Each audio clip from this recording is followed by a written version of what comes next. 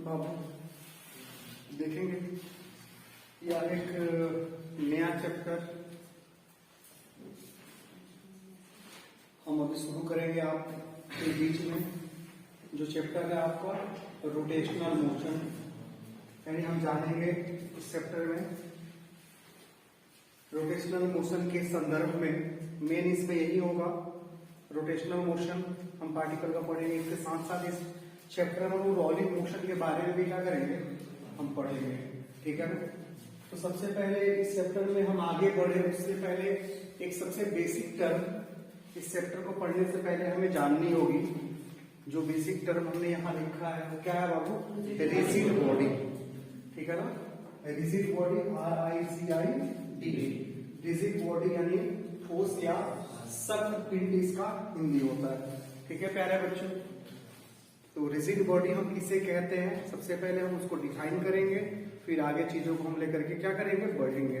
ठीक है प्यारे बच्चों, तो लिखा गया है कि those body in which relative motion does not takes place, यहां पर डज नॉट टेक्स प्लेस यहां होगा, समझे, बाद में लिखेंगे जनता। डज नॉट टेक्स प्लेस ओए to does not takes place between its constituent particle when external force acting on it or body move is called rigid body। यानी रिजिड बॉडी हम किस तरह के बॉडी को कहेंगे, यानी रिजिड बॉडी यानी ठोस पिंड या सख्त पिंड हम किस तरह के बॉडी को कहेंगे। तो रिजिड बॉडी हम उस बॉडी को कहेंगे जब उस बॉडी के ऊपर कोई अगर एक्सटर्नल फोर्स लगे, यानी कोई बाहर से बल लगे, या अगर वो बॉडी मूव करे तो उनके जो कंस्टिट्यूएंट्स पार्टिकल होंगे, यानी उस बॉडी के अंदर जो उपस्थित पार्टिकल होंगे, जो कण होंगे उसके भीतर, उनके बीच रिलेटिव मोशन नहीं हो। यानी अगर कोई बॉडी है, मान लिया जाए इसमें बहुत सारे पार्टिकल्स होंगे A, B, C, D, E, F, इसमें बहुत सारे पार्टिकल्स हैं। जब ये मूवमेंट शुरू करे, जब ये गति करना शुरू करे, जब ये मोशन करना शुरू करे, तो इस बॉडी का वेलोसिटी अगर v हो तो इस दौरान अगर हम कंपेयर करें कि इनके और इनकी वेलोसिटी का डिफरेंस क्या होगा, इनके और इनके वेलोसिटी का अंतर क्या होगा। ठीक है, तो इनके बीच वेलोसिटी का अंतर क्या होगा जनता, 0 होगा, क्योंकि ये भी है तो इसका भी भी होगा, इसका भी क्या होगा, भी होगा। तो भी में से भी जाएगा तो क्या होगा, 0 होगा, क्योंकि पूरे बॉडी को मूव करवा रहे हैं ना हम, तो उसमें जो भी पार्टिकल्स अवेलेबल है, जो भी कण अवेलेबल है, उनकी वेलोसिटी भी क्या होगी, वही होंगी जो उस बॉडी की वेलोसिटी होगी। तो इसमें जो भी कॉन्स्टिट्यूएंट्स पार्टिकल है, अगर इस बॉडी को मूव करवाते हैं, जिस बॉडी को मूव करवाते हैं, ये बॉडी पर है, अगर रिजिड बॉडी है, अगर ये ठोस पिंड है, अगर इसको हम मूव करवाएंगे, इसको अगर हम गति करवाएंगे, तो अगर इसमें उपस्थित जो कण होंगे अगर वो रिलेटिव मोशन करना शुरू करेंगे, वह एक दूसरे के रिस्पेक्ट में क्या करेंगे, गति करना अगर शुरू कर देंगे, तो ये बॉडी रिजिड बॉडी नहीं होगा। रिजिड बॉडी ये तभी होगा जब ये इनके जो कंस्टिट्यूएंट्स पार्टिकल है, यानी इसमें जो शामिल कण है वो रिलेटिव मोशन नहीं करते हो, या तो ये मूव करता हो, या तो ये बॉडी हमने रखा और इसको हमने क्या किया, फोर्स F अप्लाई कर दिया, इस पर हमने क्या किया, F बल लगाना शुरू कर दिया। अगर F बल लगाने से भी अगर इस पार्टिकल के बीच रिलेटिव मोशन शुरू हो जाता है, अगर ये सापेक्ष गति करना शुरू कर देते हैं, तो देन आफ्टर ये जो बॉडी होता है ये रिजिड बॉडी नहीं कहलाएगा। अगर ये है, अगर ये रिलेटिव मोशन नहीं करेगा तो क्या कहलाएगा बच्चों, आपको ये रिजिड बॉडी कहलाएगा। यानी रिजिड बॉडी हम उन बॉडी को कहते हैं जिन बॉडी के अंदर जो शामिल पार्टिकल्स होते हैं, जो कण होते हैं, रिलेटिव मोशन नहीं करते हैं। अगर वो बॉडी मूव करे तो, या उस पर कोई एक्सटर्नल फोर्स हम क्या करें, अप्लाई करे तो। ठीक है बच्चा, अब इस रिजिड बॉडी अगर मैं इसको कहूं, बाबू इंग्लिश वाले को परेशान नहीं होंगे, हिंदी में अगर इसको मैं कहूं, इसको परिभाषा में लिखूं, तो मैं ये कह सकता हूं कि वैसा पिंड जिसमें, या ऐसा कर सकते हैं कि वैसा पिंड जब उस पर कोई बाहरी बल लगाया जाता है या जब वो मूव करता है तो उसमें शामिल कण अगर एक दूसरे के तुलना में अगर सापेक्ष गति नहीं करते हैं तो वैसे हम लोग बॉडी को, वैसे पिंड को हम लोग क्या कहते हैं, तो रिजिड बॉडी कहते हैं। ये बात की बात है, वो डिफिनेशन इसका हिंदी में ये हो जाएगा, मैं लिख भी दूंगा, ठीक है ना, स्क्रीन पे शो करेगा वो, ठीक है। अब आगे का देखता हूं तो हिंदी वाले लोग इंग्लिश लिखा जाएगा, हिंदी मैं इसका अगर वो जो यहाँ लिखा होगा लिख दूंगा, नहीं तो मैं इसके स्क्रीन पर लिख के डाल दूंगा ताकि आपको दिक्कत ना होगा बच्चा मेरे। अब देखिएगा इधर बाबू लोग, तो रिजिड बॉडी अब एग्जांपल्स के रूप में लेता हूं आपसे। जैसे मैं एक क्रिकेट का बॉल ले लूं, टेनिस बॉल, अगर मैं उसको फेंकूं नॉर्मल तरीका से, टेनिस बॉल ना सॉरी ड्यूस बॉल ले लूं मैं, समझ में ना, कौन सा बॉल, ड्यूस का बॉल, और मैं उसको कहीं थ्रो कर दूं, फेंक दूं, तो वो जो वो अगर टेनिस का बॉल अगर पूरा का पूरा मूवमेंट करेगा, अगर गति करेगा, देन आफ्टर उसमें जो भी कण पार्टिकल शामिल हो सबके सब क्या करेंगे, उसी वेलोसिटी से मूव करेंगे। अगर दो वहां पे कण को मैं लोकेट कर दूं कहीं, अगर दो एक बॉल को यहाँ एक पार्टिकल यहाँ कर दूं, पार्टिकल्स इसको फेंक दूं, तो उसका भी v होगा वेलोसिटी, इसका भी क्या होगा, v होगा। अगर पार्टिकल v से मूव कर रहा है, बॉल उसी v से मूव कर रहा है, तो उनके बीच रिलेटिव मोशन होंगे, तो नहीं होंगे, ठीक है ना। मैं अगर उसको थोड़ा सा अगर बैट के थ्रू अगर हिट करूं तो हो सकता है, अगर मैं बैट के थ्रू हिट करूं, अगर उसको बैट से मारूं तो हो सकता है कि थोड़ा सा वो उसके शेप में चेंजेज आए। अगर शेप में चेंजेज आए तो वो बॉडी रिजिड बॉडी नहीं कहलाएगा, ठीक है ना, समझे। सिंपल टेक्निक, अगर बॉल वो नॉर्मल फेंकते हैं और उसके शेप में चेंजेस नहीं आ रहे, इसका मतलब वो पार्टिकल जहां था वहीं पर रह जाएगा, उनके बीच का डिस्टेंस जो होगा, जो क्या होगा, जहां जितना था वही क्या होगा, सेम रह जाएगा, उनके बीच का डिस्टेंस चेंज नहीं करेगा। तो बीच का डिस्टेंस चेंज नहीं करेगा तो बॉडी को हमारा जो आपका ड्यूस का जो बॉल होगा वो क्या होगा, जनता रिजिड बॉडी का काम करेगा, ठीक है ना। अगर वो उसके शेप में चेंज आए थे फेंकने पर या बैट से हिट करने पर, तो रिजिड बॉडी में नहीं उसको कैलकुलेट कर पाएंगे। साथ ही साथ अगर एक बलून ले लेते हैं, बैलून, उसको फुला ले, उस बैलून को फुला करके हम उस पर फोर्स अप्लाई करें तो क्या होगा जनता, उसमें जो पार्टिकल शामिल होंगे क्या वो रिलेटिव मोशन करेंगे कि नहीं करेंगे, क्या उनके बीच का डिस्टेंस चेंज करेगा कि नहीं करेगा, वो चेंज करेगा जनता। तो हम लोग क्या बलून को हम लोग रिजिड बॉडी बोल सकते हैं, तो हम लोग बलून को रिजिड बॉडी नहीं बोल सकते हैं। सिंपल सा बात है, रिजिड बॉडी हम उसी बॉडी को बोलेंगे इसमें जो शामिल कण होते हैं अगर उनके बीच का डिस्टेंस ना बदलता हो, अर्थात वो रिलेटिव मोशन नहीं करते हो, अगर उस पर हम फोर्स लगाए या वो क्या करे, मूवमेंट करे, अगर वो मोशन करे। समझ में आ रहा जनता, रिजिड बॉडी सबको क्लियर हो गया। अब इसमें हमने लिख दिया है कि टाइप्स ऑफ मोशन, मोशन कितने तरह के होते हैं। तो पहले हमने अभी तक तो हम लोग मोशन पढ़ चुके हैं, तो पहला सबसे पहले काइनेमेटिक्स हमने पढ़ा, उसमें जो हमने मोशन पढ़ा वो कैसा मोशन था, तो ट्रांसलेशनल मोशन था। न्यूटन्स लॉ ऑफ मोशन में भी हमने पढ़ा तो ट्रांसलेशनल मोशन को पढ़ा। रोटेशनल मोशन वहां भी था, पुल्ली जो नाचता था वहां वो रोटेशनल मोशन करता था, लेकिन हमने वहां इग्नोर करके चला, उसका मास ही मान लिया कि क्या था, जीरो था, मासलेस मान के चला, तो उसके मासी को उसके मोशन को इग्नोर कर ही रहे थे, वहां पे इग्नोर वहां कर रहे थे, लेकिन इस चैप्टर में करना हो तो हम नहीं करेंगे, क्योंकि यहाँ मास गिवन हो सकता है, दिया रहे, और मास दिया तो इसको इग्नोर आप नहीं कर सकते हो, समझे। एक कदम हम और यहाँ बढ़ेंगे, वो सेम पुली हम उठाएंगे, उससे मास को तो झुलाएंगे, फिर उस पुली को फिर कहेंगे कि देखो इसका मास एक्सप्रेशन होता है, मास का क्या होगा। तो वहां पर हम उस पुली के मोशन को वहां हम लोग क्या करते थे, इग्नोर कर देते थे, कि उसका मास हम मान लेते थे जीरो, यहाँ मास जीरो नहीं माने, कहेंगे इसका मास एम है, तो वो रोटेट कर रहा है अपने जगह पर, समझ में आ रहा ना। तो मोशन हमने देखा था, लेकिन हमने ट्रांसलेशन का ही जिक्र किया था, रोटेशन का कहीं जिक्र नहीं किया था। देन आफ्टर एक मोशन के और पार्ट आया, उसमें सर्कुलर मोशन, तो सर्कुलर मोशन हमने यहाँ शामिल नहीं किया, वो भी मोशन का ही प्रकार है, लेकिन मैंने यहाँ पर उसको सर्कुलर को छोड़ के बाकी को मैंने लिख दिया है, समझ में आ रहा ना। अगर मैं बात करूँ रोटेशनल मोशन, तो रोटेशनल मोशन में भी सर्कुलर मोशन आ सकता है। अगर मैं रोटेट करूं, मैं किसी इसको मैं रोटेट करवाऊं, इस जगह पे मैं रोटेट करवा रहा हूं, इसमें बहुत सारे पार्टिकल्स हैं, इस पार्टिकल के मैं इंडिविजुअली बात करते हैं रोटेशनल मोशन भी किया, सर्कुलर मोशन भी कर रहा है, इसकी बात करते हैं सर्कुलर मोशन कर रहा है, यहाँ पर रोटेशनल के साथ साथ क्या सर्कुलर मोशन है, किसी एक पार्टिकुलर की बात करें तो समझ में आ रहा है। तो मैंने यहाँ मोशन के टाइप में आपको तीन ही लिखा है, समझे, एक बाबू ट्रांसलेशनल मोशन, एक रोटेशनल मोशन, एक हो क्या रोलिंग मोशन। अब ये तीनों ट्रांसलेशनल किसे कहते हैं, रोटेशनल किसे कहते हैं, और रोलिंग मोशन किसे कहते हैं। तो मैं यहाँ मैं आपको इसको डिफाइन कर देता हूँ, 2 मिनट लगेगा, और इसका डेफिनेशन आपको लिखना होगा तो आप खुद से लिख लीजिएगा, या तो कहूँ हम तो लिखवा ही देंगे, समझ में आ रहा है, ठीक है ना। तो पहले मैं समझा लेता हूँ आपको कि ट्रांसलेशनल मोशन क्या है, रोटेशनल मोशन क्या है और रोलिंग मोशन क्या है।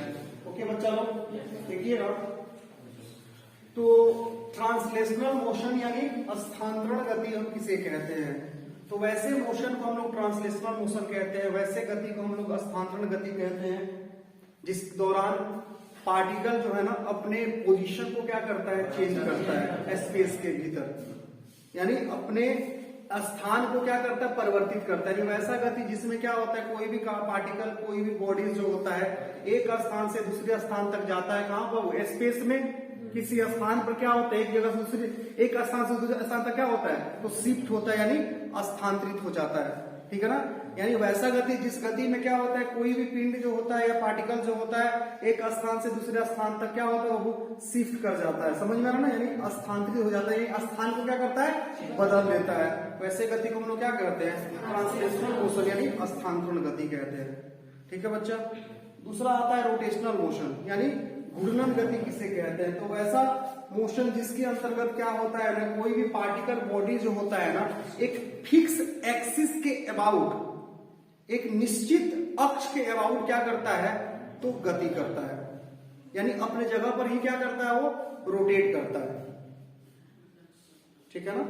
मतलब वैसा मोशन जिस मोशन के अंतर्गत कोई भी बॉडी या पार्टिकल्स जो होते हैं वो एक फिक्स एक्सिस के अबाउट क्या करते हैं, तो रोटेट करते हैं, यानी मोशन करते हैं, उस मोशन को हम लोग क्या कहते हैं, तो रोटेशनल मोशन कहते हैं, ठीक है।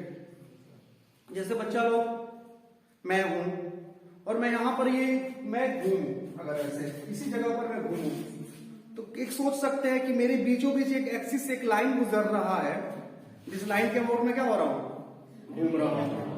जस्ट लाइक आप थोड़ा सा सोचिए, हम लोग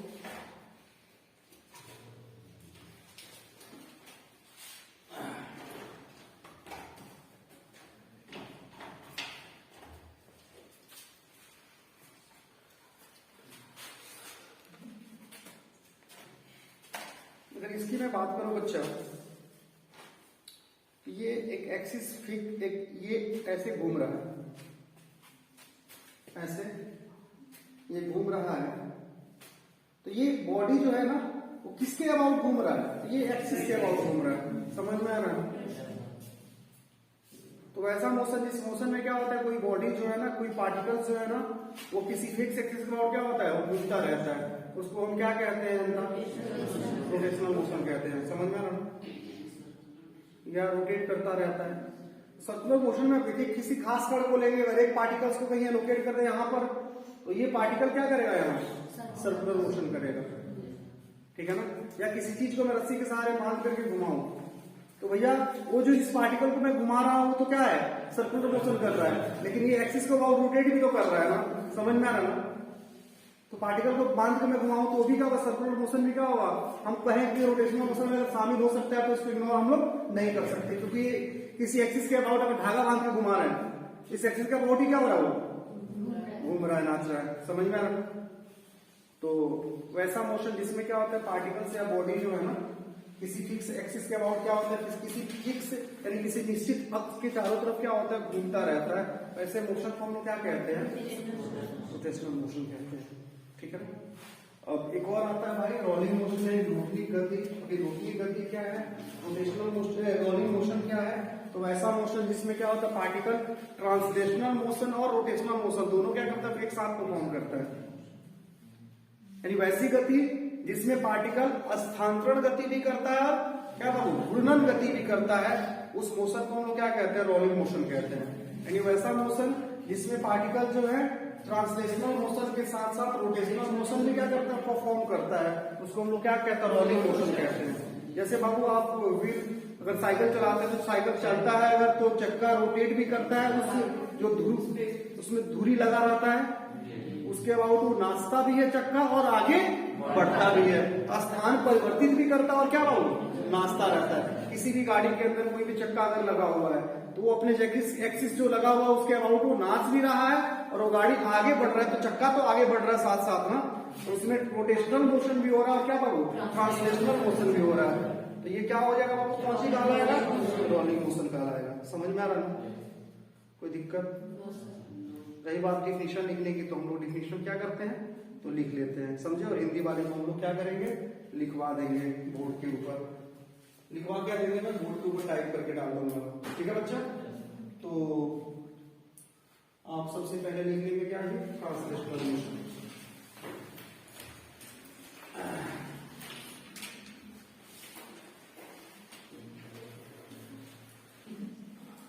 लिखिएगा बच्चों, translational motion.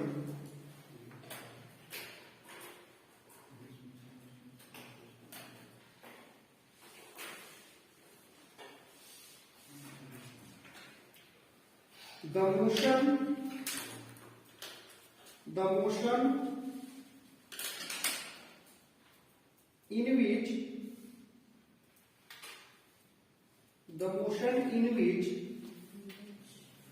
a body shifts, shift लिख करके ऐसा लगा दीजिएगा, in which a body shift from one point to another point, from one point to another point, from one point to another point,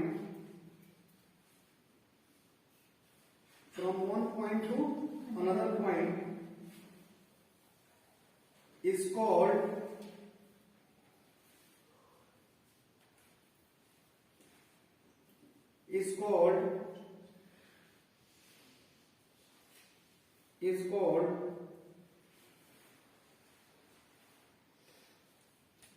translational motion.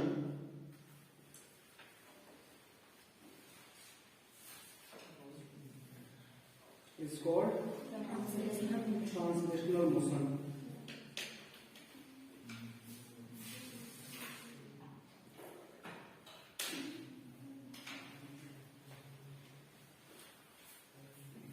हम इसका हिंदी अगर लिखे तो इसका हिंदी हो जाएगा, बच्चा लोग जो सुनेंगे तो वीडियो में सुन के भी लिख सकते हैं, वीडियो को बार बार रोक करके सुनिएगा, वीडियो रोक करके भी लिख सकते हैं कि वैसी गति जिस गति के दौरान कोई पिंड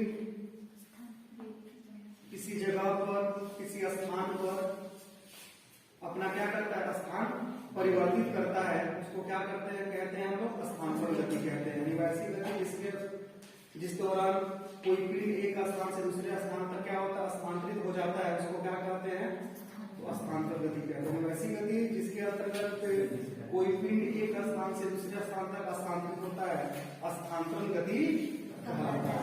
ठीक है बच्चा, तो रोक के भी लिख सकते हैं, अच्छा रहेगा। लिखिएगा बाबू आगे, बी नंबर रोटेशनल मोशन।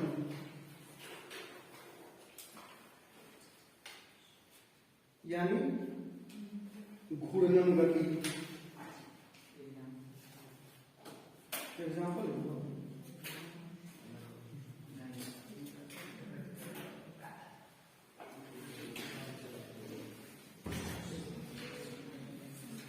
लिखेंगे बाबू, those motion of a body, those motion of a body, those motion of a body or particle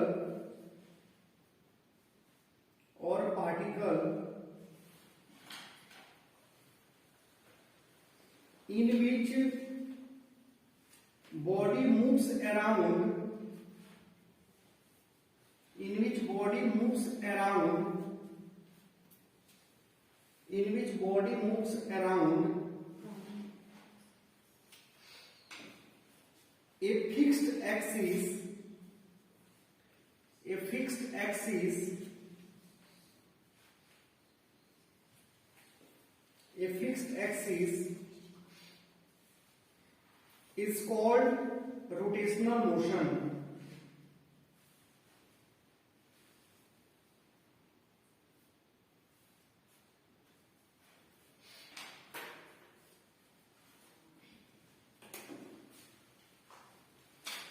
is called rotational motion.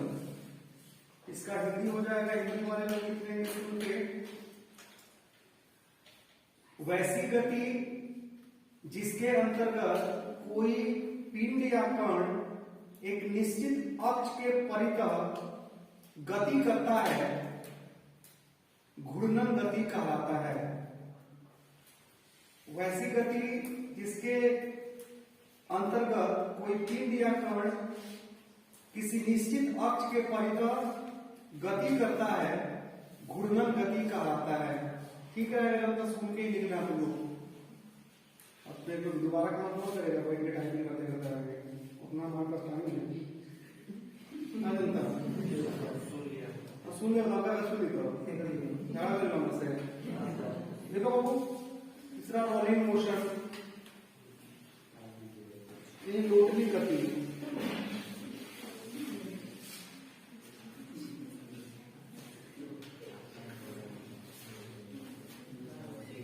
समझिएगा ना, घुमाया है तो समझाइए, ठीक है ना। लिखेंगे बच्चा rolling motion, those motion of particle,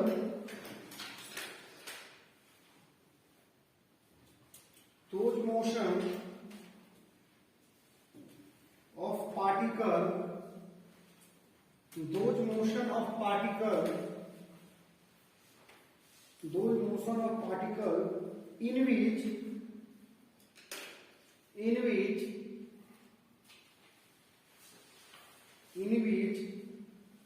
particle performed,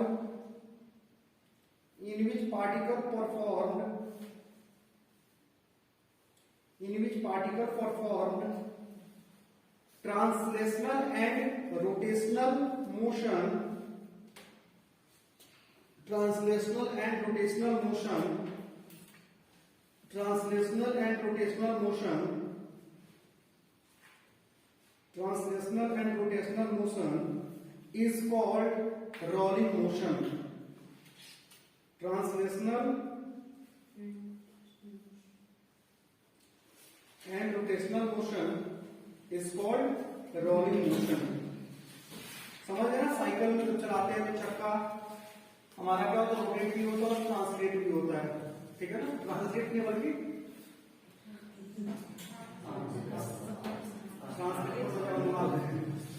ठीक है ना, स्थानांतरित भी होता है। समझे बच्चा, हिंदी इसका हो जाएगा वैसा गति जिस गति के अंतर्गत कोई पिंड या कण घूर्णन गति के साथ साथ स्थानांतरण गति भी करता है, लोटनिक गति कहलाता है। समझे बच्चा, वैसा गति जिसके अंतर्गत कोई कण या पिंड घूर्णन गति के साथ साथ स्थानांतरण गति भी करता है, लोटनिक गति कहलाता है।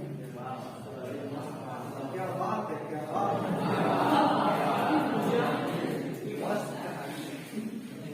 ठीक है जनता, वही साइकिल बार चलाएंगे, गाड़ी चला रहे हो तो चक्कर आते रहता जाते रहेगा, समझ में आता। अगला हम लोग रेडी करेंगे बच्चा,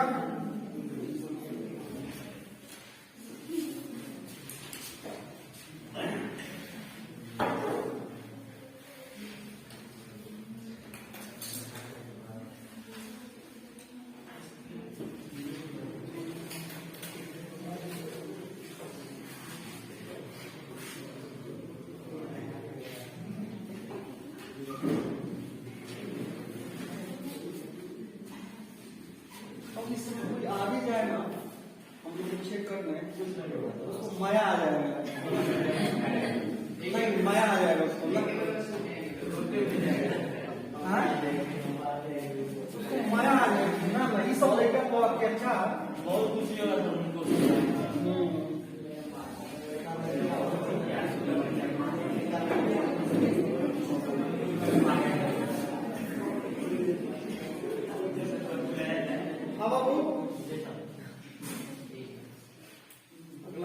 हमारा होगा क्या बच्चा,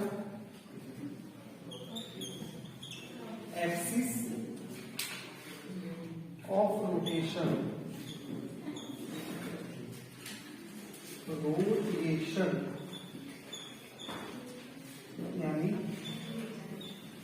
घूर्णन अक्ष।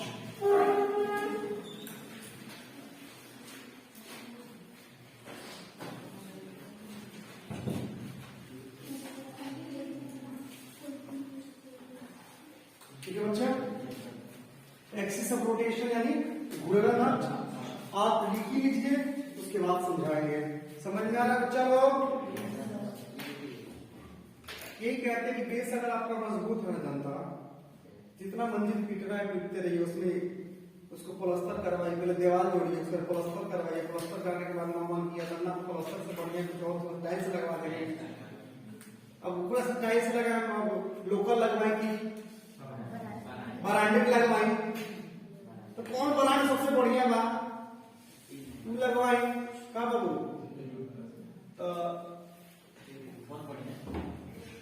मन कोई लोग की ना दीवार के साथ साथ पलाई लगवा दे, पलाई का वो साइड में कुछ होता है काम उनका, ताकि ये साउंडलेस हो जाता है, ठीक है ना? और वायरिंग का काम सब अंदर हो जाएगा, ठीक है ना? अब मन के इसमें सीलिंग लगवा देने के लिए लाइटें वाला, तो मजबूत बेस है तो भैया कुछ भी हो सकता है। इसलिए कहा जाता है कि बेस हमेशा क्या करिए, मजबूत रखिए। समझ में आ रहा है ना? बेस तो खराब तो नहीं है, इतना बेस तो बना लिया कि अगर सही में 10 घंटा बैठ पढ़ना ही हो लगातार उगेंगे तो नहीं। हाँ पूरा बोलो वही है तो बेस ऐसा तो नहीं कि पूछेंगे बाबा बताओ काची पैनल में हम लोग बड़ी स्पीकर बोल रहे तो होगा वाला काम है ये सब बात हम देर जानू करेंगे कि कब एक्सिस ऑफ रोटेशन देखिएगा, those axes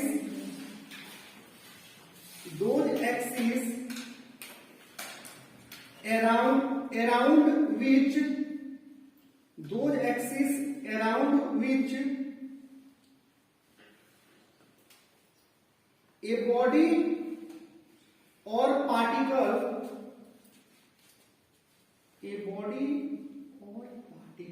उसके चिराग में आसपास के लोग बोले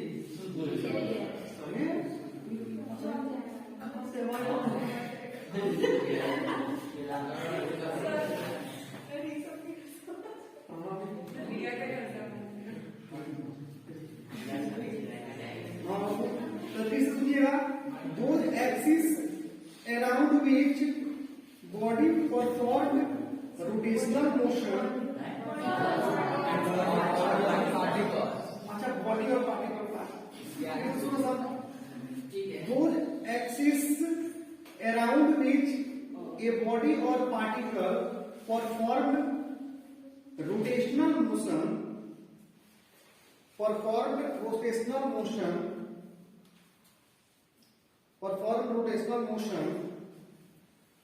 is called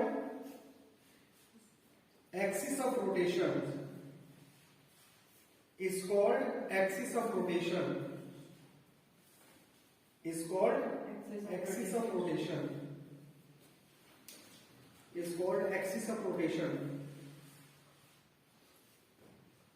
इसका हिंदी हो जाएगा वैसा अक्ष जिसके परितः कोई पिंड या कण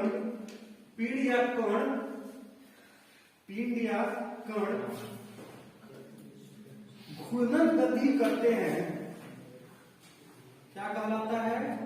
तो एक्सिस ऑफ रोटेशन यानी घूर्णन अक्ष कहलाता है। फिर से सुन लेना बच्चा लोग, सुन के लिखना तुम लोग को। वैसा अक्ष जिसके परितः कोई पिंड या कण घूर्णन गति करते हैं, घूर्णन अक्ष कहलाता है। ठीक है जनता, लिख लेंगे बाबू। अभी ना मैंने बताया आप लोगों को जनता घूर्णन अक्ष के बारे में, अभी मैंने बताया है ना, जिस फिक्स से एक्सिस के परितः ये है ना हमारा, ये रेखा कहल जाए एक्सिस ऑफ रोटेशन एंड घूर्णन अक्ष, यानी वैसा अक्ष जिसके परितः यानी चारों कोई पिंड या कण क्या करता है बाबू? रोटेशनल मोशन करता चलता है उसी अक्षवा को क्या कहते हैं? समझ में आ गया बच्चा लोग? एक्सप्लोरेशन समझ में आ गया? तो आगे चलेंगे जनता, आगे क्या लिखेंगे?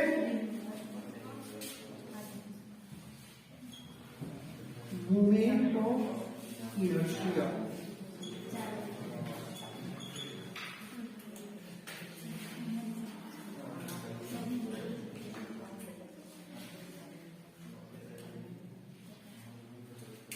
इसका हिंदी क्या बोल रहे हैं?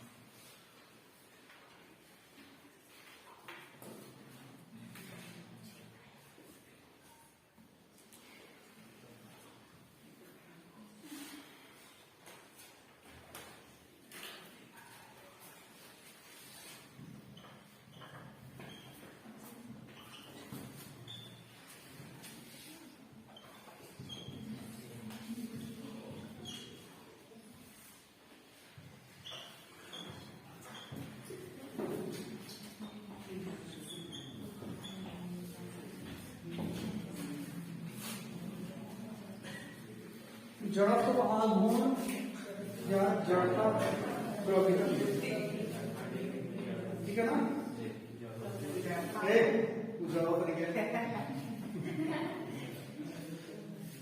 मोमेंट ऑफ इनर्शिया का होता है जड़त्व आघूर्ण या जड़ता प्रवृत्ति। हाँ जनता, इसको लिखेंगे, आप लोग डिफाइन करेंगे, इसको हम लोग लिखेंगे। The properties of material, the properties of material, the properties of material which opposes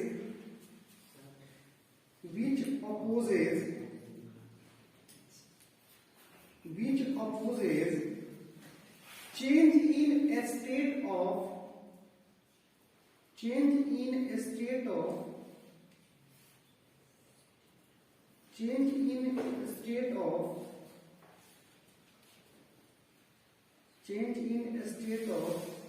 rotational motion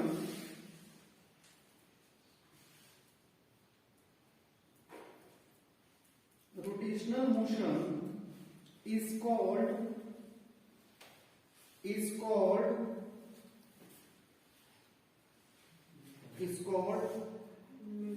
moment of inertia. It's called moment of inertia.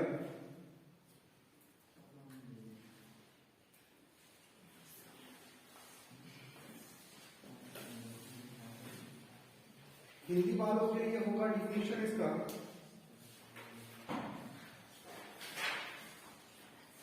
सामग्री का वह गुण या किसी वस्तु का वह गुण जो सामग्री या वस्तु के घूर्णन गति के अवस्था में होने वाले परिवर्तन का विरोध करता है। घूर्णन गति के अवस्था में होने वाले परिवर्तन का विरोध करता है। जड़त्व आघूर्ण या जड़ता प्रवृत्ति कहलाता है। ठीक है, तो किसी सामग्री का वह गुण जिसके द्वारा सामग्री घूर्णन गति की अवस्था में होने वाले परिवर्तन का विरोध करता है, उसे हम कहते हैं तो जड़ता आघूर्ण या जड़त्व आघूर्ण, ठीक है ना, कहलाता है। आप उसको लिख लेंगे बच्चे, आप लोग होशियार रह गए हैं, ठीक है ना। आप लोग की होशियारी पे थोड़ा अगर संदेह करेगा तो कहाँ इस संसार में जी पाएगा, उसको तो जीने का हक ही नहीं है। बच्चा लोग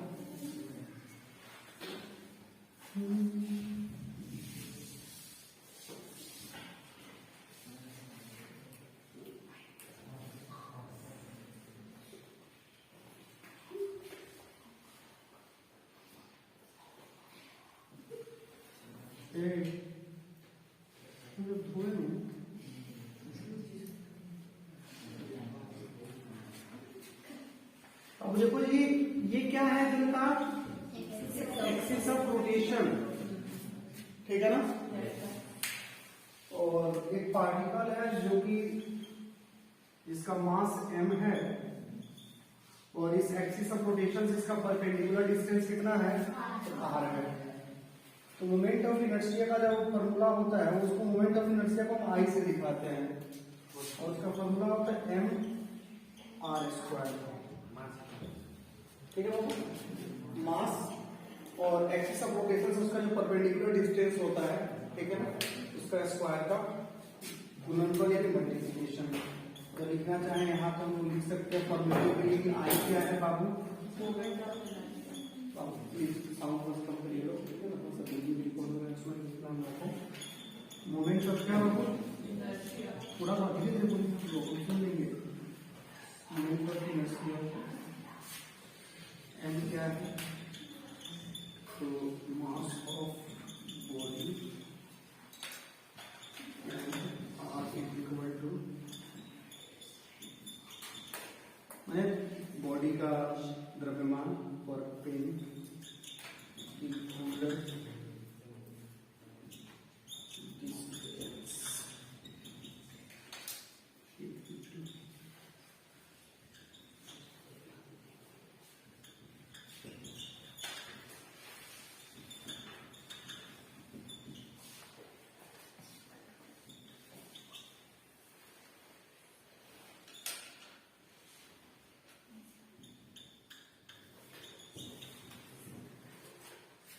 ठीक है। आई मोमेंट ऑफ इनर्शिया यानी जड़ का आघूर्ण है, एम क्या मास ऑफ बॉडी यानी बॉडी का द्रव्यमान है, और आर क्या है, तो इस पिंड और ये जो एक्सिस ऑफ रोटेशन है इसके बीच का क्या होगा, लंबवत दूरी है।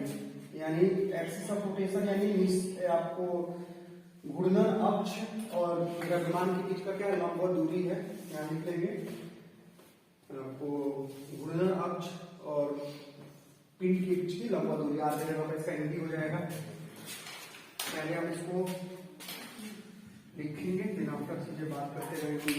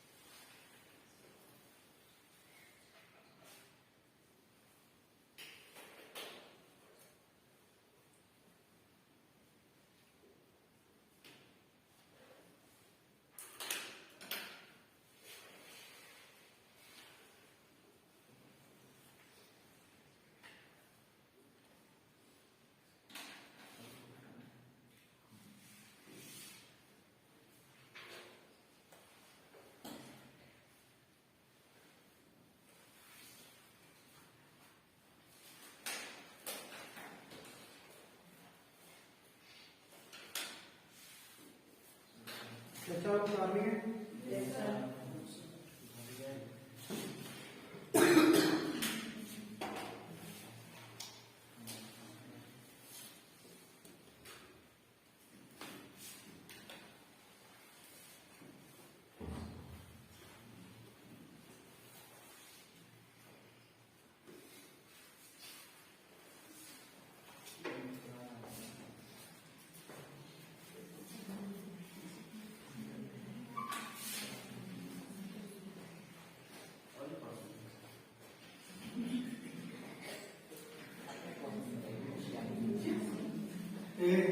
प्यारे बच्चों देखिए ना इधर,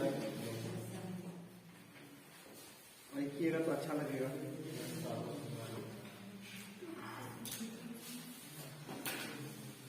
हो सके तो ये कल इसका आखिरी दिन हो।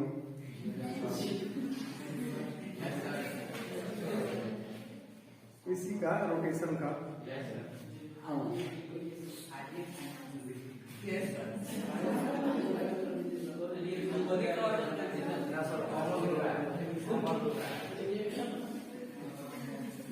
प्यारे बच्चों,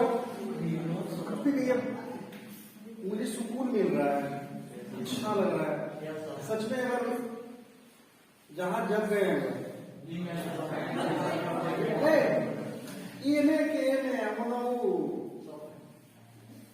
बस यही उन्होंने मतलब जब एग्जाम आएंगे बोर्ड के, जेई के, नीट के, अगर हम सच में अगर पार दिया जाए ना,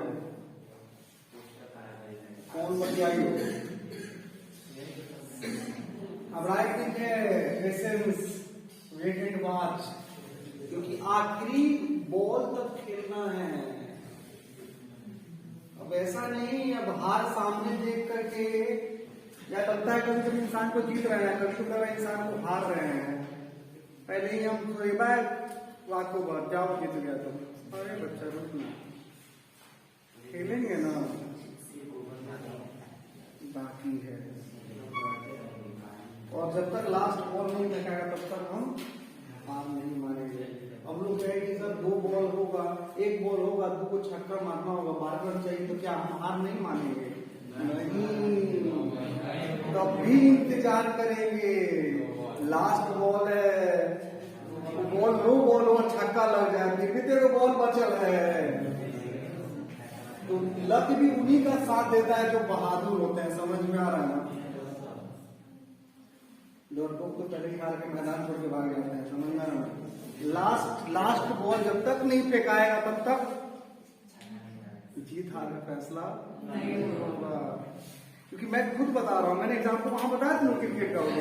अरे बाबू लगभग तो सब चुनाए रे, कहीं रुकना, इतिहास है बाबू। और इस तरह इतिहास हमारा लाइव में तो हम नहीं देख नहीं पाए। नहीं कर रहा है चेक पोस्ट क्रिकेट के नाइट, मतलब हम पढ़ाओ तो नहीं चला रहे हैं बहुत अच्छा क्रिकेट के लिए। तो बहुत अभी चेक पोस्ट में नाइट टूर्नामेंट हुआ था, हर एक मैच रात के हुए। तो भाई की क्या बात बताओ, बोला कि 3000 रुपये एंट्री फी बार वो जमा कर दी थी, तो कोचिंग के नाम से खेल लिए। बोले ठीक हुआ, चला व्यवस्था भाई 3000 रुपये के भाई की गई सर, मतलब दिल के पढ़ाई रात के क्रिकेट। पहले का मैच रहा बालू छापर से, सब याद बा।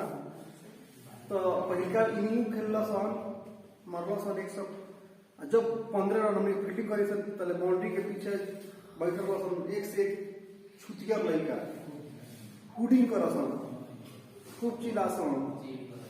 हाँ कुछ ज्यादा कर बाबू, तो बर्दाश्त से बाहर होते रहे, लेकिन काय में बर्दाश्त करो। तो सेकेंड इनिंग हमने क्या है जीत गई लड़ाई। पहले का रात के मैच खेल नहीं, मैच जीत गई, कप्तान हमी रही। ये पैसा दे लगे लड़का का तो सीनियर मैंने हुआ कोचिंग के छक्का ना मार के बैठा जीत नहीं सकी ना। तो मैच जीत गई सन, ठीक बात ठीक वो दूसरा का मैच रहा बाबू। अब 8 को टीम बाद तो पहले क्वार्टर के बाद सेमीफाइनल के बाद फाइनल। हाँ दूसरा का मैच हमने क्या है बाबू, खेले के तो बेतिया मतलब रामना के एगो टीम था आपको फिरोज 11, ठीक है ना, उसको फ्रेंड्स क्रिकेट भी कहता था लोग, उससे मैच पड़ा और उसके नामी नामी उसमें बैट्समैन, उसमें एक लड़का है राजा सिंह जो आज भी खेलता है, हाँ वो अपने आप एक स्टार है और मेरा मतलब काफी क्लोज हम लोग फ्रेंड है। और उस टीम में वो था, हम लोग थे विपक्ष में, राजा सिंह आज भी जहां भी खेलता है उसका एक इतिहास है, हमारी मैंने मैच मैक्सिमम मैच में रहता पड़ता वो, तो उस सबका मैच था, हम लोग के विरोध में था। तो हम लोग क्या किए कि खेल शुरू हुआ, फर्स्ट इनिंग हम लोग खेले, बाबू वो मैच जीत गया। उसके बाद एगो सेमीफाइनल था, समझे, वो भी जीत गए लोग। उसके बाद एगो सेमीफाइनल था, तो हम लोग भी तो थोड़ी था, कोचिंग खाली टीम थोड़ी रहे, कोचिंग का लड़का 2-4 बैल से बना के, जब नाम में डुबाओ नहीं का नाम पूरा बेतिया का स्टार टीम है, चंपारण का स्टार टीम खेलता था, बिहार में नहीं कुछ थोड़ी खिला थे आपन जन प्लेयर रहते मिला के होते रहे, तो सेमीफाइनल हरा देने सन। लेकिन एक सेकेंड इनिंग बीत गए, उसके बाद ओपनिंग का मैच रहे और सेमीफाइनल ओपनिंग रहे, तो भाई कि भैया ओपनिंग का मैच देख लिया, कुछ सीखेगा मिली कैसी जो जीती है मैं फाइनल में साथ अकेले काल, तो भाई की मैच उससे बैठ के देख ले, बाप रे बाप 12 ओवर के मैच मारा था 145 को, जो हो रहा है चौके मारे, सरिसवा के टीम है, सरिसवा के टीम रहे, हाँ लगभग मारे 12 ओवर में 145, सेकेंड टीम रहे है स्पोर्ट्स क्लब रमना के, कर लो कहीं 70-80 पहुंचल हार गई।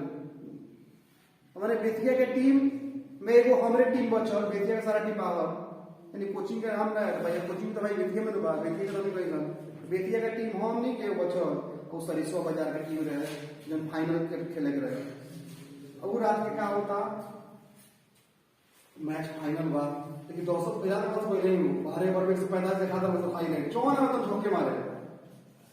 एगो हमारा जो स्टूडेंट रहे कहा था भैया टॉस रहुआ जीत जाए गेम, मतलब कुछ मतलब 20-30% अपना हिस्सा में पहले ही चले, कैसे फाइनल में के दबाव अलगे रहेगा, तो भाई कि ठीक बात जाता है अपना प्लान में थोड़ी बात, तो टॉस भाई अब दहशत ही रहे है क्योंकि सही फाइनल बहुत मार रहा दस अच्छा सा प्लेयर हूँ मैं, लेकिन बेतिया का सपोर्ट अपनी तरफ से रहे, तो एक लोकल टीम बचल रहे, अब टॉस बारे गई टॉस से हार गई,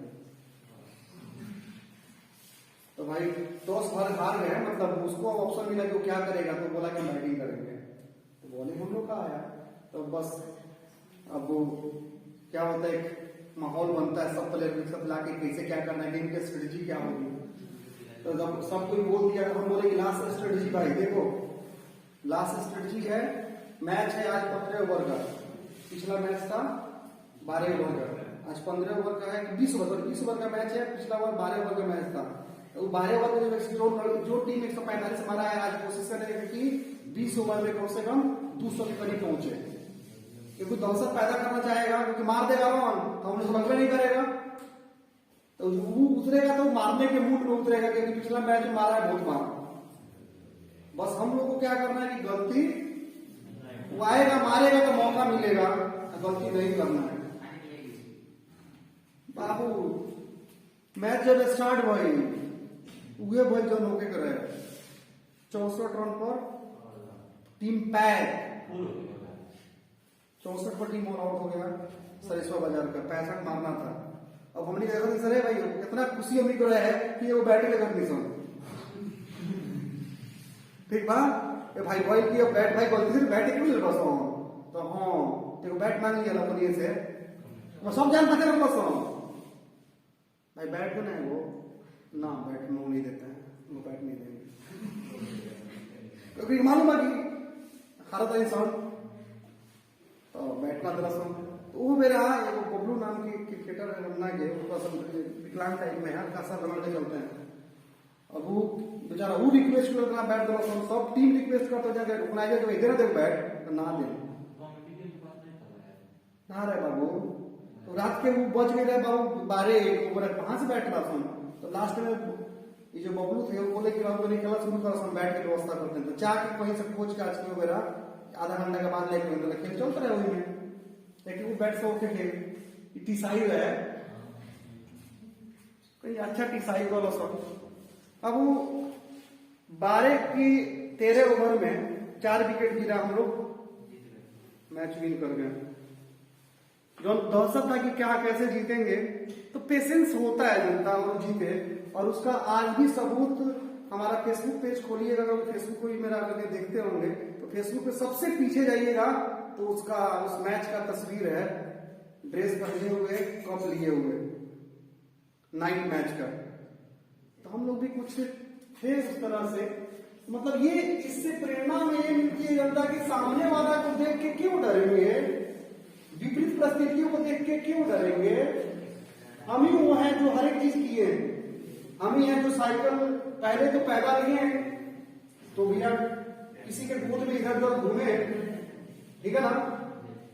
थोड़ा सा बड़े क्या हो, हल्का सा गोद से क्या हल्का सा बड़े क्या हुआ तो मम्मी पापा की ख्वाहिश हो गई मेरा बच्चा क्या होगा माँ बन के चलना शुरू कर दे, तो वो छोड़ दिए हैं हमको वहीं पे। अब गोदी कौन उठाता है, कहता बेटा आजा आजा आजा। हमें माँ बन के चलना भी नहीं आता था, लेकिन फिर भी कोशिश किए, गिरे उठे, फिर माँ बन के चल करके माँ मतलब इसे से चल के फिर उसके पास से यहाँ पहुंच गए। तो फिर घर वाले ने एक चैलेंज दे दिया कि बच्चा अब माँ से नहीं काम चलेगा, तुम्हें उठ के चलना होगा। तो लोगों ने होशियारी दिखाया गया कि उंगली पकड़ा दिया और हाथ पकड़ लिए, उंगली पकड़ा दिया और धीरे धीरे कहा कि चलो। फिर खूब चलाया वैसे डोरा लेके संगे संगे। अब ख्याल आया कि क्यों ना इसको छोड़ दे, फिर भी जब छोड़ना शुरू किया तब गिर गया बद से। फिर घर वाले ने भी कोशिश किया, हमने कोशिश किया, तो जो चीज मेरे लिए असंभव थी कि हम भी खड़ा होकर क्या चल सकते हैं, उसको भी हमने एक समय आया कि अचीव किया। धीरे धीरे लड़खड़ाते हुए पहुंच गए घर पे, ताली बेटा आ गया। वो भी तो चैलेंज ही था ना, हमने उसको भी फेस किया। फिर घर वाले ने उनको खुशी फिर से देखो पता थी नहीं और चैलेंज दिए कि ना अभी धीरे धीरे चलते दो रावल जाओ। वो भी टास्क बहुत टफ था, हमने उसको भी पूरा किया। टास्क धीरे धीरे मिलती गई, हमने सबको पूरा किया और आज हम यहाँ पर हैं। तो टास्क आपको कब नहीं मिला है, कब चैलेंज नहीं मिला है। जिस काम को जिस टास्क को आपने आसानी से जिसको शुरू में टफ लगा लेकिन जिसको आपने कर लिया, आज आपको लगता है कि सबसे आसान काम था वो चलना और उठना। और जो आपके साथ आज प्रक्रिया अपनाई गई आपको चलाने के लिए, आज खुद आप अपनाते हैं किसी और के साथ। वो चीजें होती हैं जनता, हम ही वो थे जो नहीं असंभव, जो असंभव चीजें थी हमने उसको करके दिखाया। तो क्या जनता, ये भी तो वही हो रहा है ना, ये भी तो टास्क दिया गया कि चलो भाई इस टास्क को तुम लो। हम याद करेंगे हम ही तो थे जो उसको पूरा करके यहां तक आ गए, तो हम ही तो इसको पूरा करके दिखाएंगे। टेंशन पहुंचिए, बस माइंड हम किस तरह से सोचते हैं उस तरह माइंड और डेवलप होता है, समझना ना। तो चीजें हैं और वो काम ही क्या करना जनता जिसमें मतलब रिस्क ना हो, टेंशन ना हो। कमा के हम ऐसे ही खा ही रहे थे ना, हम भी तो खा ही रहे थे, फिर इतना करने की क्या जरूरत थी, इतने टास्क मतलब टफ वर्क लेने की क्या जरूरत थी। तो उस खुशी, वो जो खुशी उस समय मिल रही थी खा रहे थे, लेकिन इस बाद अगर इसकी इतने टफ वर्क के बाद अगर खुशी मिल गई, ये सक्सेस हो गया, इससे कई गुना जो पीछे था उससे कई गुना खुशी आगे मिलेगी। तो यही होता है जनता, हम टास्क लेते हैं किस वजह से लेते हैं, समझ में। नॉर्मल जिंदगी जी के क्या करेंगे बच्चा लोग, इसको तो हम लोग लिख चुके थे। ओके ना, सब कुछ ठीक है। आगे आइए हम देखते हैं मोमेंट ऑफ इनर्शिया। ठीक है प्यारे बच्चों, तो मोमेंट ऑफ इनर्शिया को हम सबसे पहले समझेंगे प्यारे बच्चों। ये मोमेंट ऑफ इनर्शिया है क्या? तो मोमेंट ऑफ इनर्शिया जो होता है वो किसी मटेरियल का, किसी ऑब्जेक्ट का क्या होता है, एक प्रॉपर्टी होता है।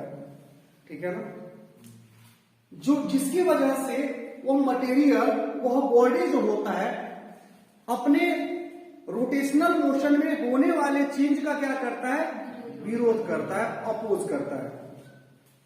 मतलब आपको कोई घुमा दिया, ऐसे ही नचा दिया, अब मैं इसको नचा रहा था, आपको भी मैंने दिखाया नचा करके, यानी किसी मटेरियल का, किसी ऑब्जेक्ट का, किसी बॉडी का वह प्रॉपर्टी जिसकी वजह से वह अपने रोटेशनल मोशन में होने वाले चेंज का क्या करता है, विरोध करता है, अपोज करता है, उस प्रॉपर्टी को क्या कहते हैं हम लोग, मोमेंट ऑफ इनर्शिया कहते हैं। बाबू अगर ये रोटेट कर रहा है, अगर ये रोटेट कर रहा है, अगर हम इसको रोकना चाहते हैं, या ये रोटेट नहीं कर रहा है और इसको हम रोटेट करना चाहते हैं, तो रोटेट करवाएं फिर भी ये रुक जा रहा है लास्ट में जाके। तो अपने जिस प्रॉपर्टी की वजह से रोटेशनल मोशन में होने वाले चेंज का विरोध ये करेगा, इसको अगर अब ये रोटेट कर रहा है 2 रेडियन पर सेकेंड से, तो अगर इसमें हम चेंज करेंगे तो क्या करेगा, वो चेंज होना नहीं चाहेगा, वो चाहेगा जैसे वो घूम रहा है वैसे ही घूमे, लेकिन फिर भी वो चाहता है अपोज करे, जिस प्रॉपर्टी को वैसे वो विरोध करेगा उस चीज का। या रेस्ट में तो चाहेगा कि रेस्ट में रहे, घूम रहा है तो कांस्टेंट से, तो कांस्टेंट से ही घूमता रहे, इसमें कोई अगर चेंज हो तो उसको क्या करता है, वो विरोध करता है। तो जिस प्रॉपर्टी की वजह से कोई मटेरियल ऐसा करता है, उस प्रॉपर्टी को ही क्या कहते हैं हम लोग, मोमेंट ऑफ इनर्शिया कहते हैं। यानी किसी सामग्री का वह गुण जिसके वजह से वह अपने अंदर अपने घूर्णन गति में होने वाले बदलाव का क्या करता है, जनता विरोध करता है, उसे हम क्या कहते हैं, मोमेंट ऑफ इनर्शिया कहते हैं, जड़ को आघूर्ण कहते हैं। जैसे बाबू ये तो मोमेंट ऑफ इनर्शिया आपने तो सुना था पहले, नहीं सुना था पहले ना, अभी आपने सुना है मोमेंट ऑफ इनर्शिया। बच्चा जब ट्रांसलेशनल मोशन होते थे तो एक बॉडी एक जगह से दूसरी जगह क्या होता था, शिफ्ट होता था, यहां से यहां शिफ्ट होता था। तो अगर इसको, अगर ये रेस्ट में होता था या ये कांस्टेंट वेलोसिटी से मोशन करता था, तो ये किस प्रॉपर्टी की वजह से, इस समय ये मटेरियल अपने किस प्रॉपर्टी की वजह से इस ट्रांसलेशनल मोशन में होने वाले चेंज का विरोध करता था? सुनेंगे पहले, ये बॉडी है, इसकी बहुत सारे प्रॉपर्टी होंगे, अपने किस प्रॉपर्टी की वजह से अपने अंदर ये वेलोसिटी के अंदर या इसके ट्रांसलेशनल मोशन में जो स्टेट, उसकी अवस्था जो होगी, अगर रेस्ट है तो रेस्ट, कांस्टेंट वेलोसिटी कांस्टेंट, अगर ये मूव करता है तो उस अवस्था में होने वाले बदलाव का विरोध करता है। किस प्रॉपर्टी की वजह से?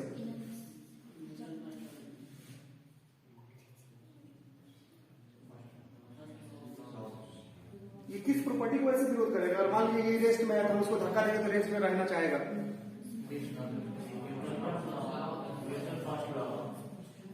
तो न्यूटन फर्स्ट लॉ कहता है भैया कि अगर किसी को लगने में नेट फोर्स 0 है तो अपने अवस्था में होने वाले बदलाव का विरोध करते हैं, तो हम जानते हैं नेट फोर्स 0 है तब तो, लेकिन वो किस प्रॉपर्टी की वजह से विरोध करता है? नहीं, वो तो रोटेशनल मोशन का विरोध करता है। रोटेट करेंगे तो होना ट्रांसलेशनल स्पीड करना होगा, ठीक है ना। और इसके पास मास ना होता क्या विरोध कर पाता?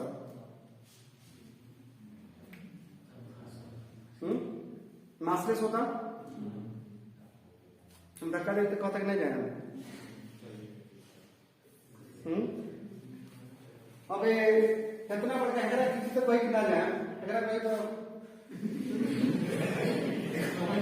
कागज को हम सीधे ये विरोध करेगा, लेकिन